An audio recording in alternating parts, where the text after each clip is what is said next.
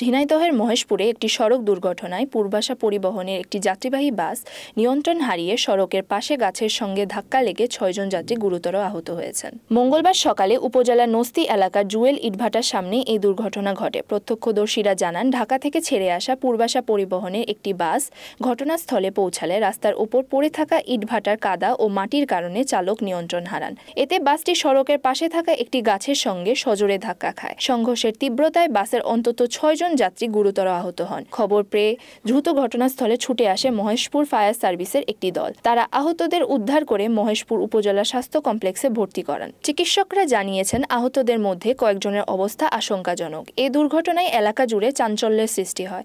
স্থানীয় বাসিন্দারা জানান, দীর্ঘদিন ধরে ইটভাটার মাটি রাস্তার উপর পড়ে থাকলেও কর্তৃপক্ষ ব্যবস্থা নেয়নি, যার ফলে এই দুর্ঘটনা ঘটেছে। এ বিষয়ে প্রশাসনের পক্ষ থেকে তদন্তের আশ্বাস দেওয়া হয়েছে।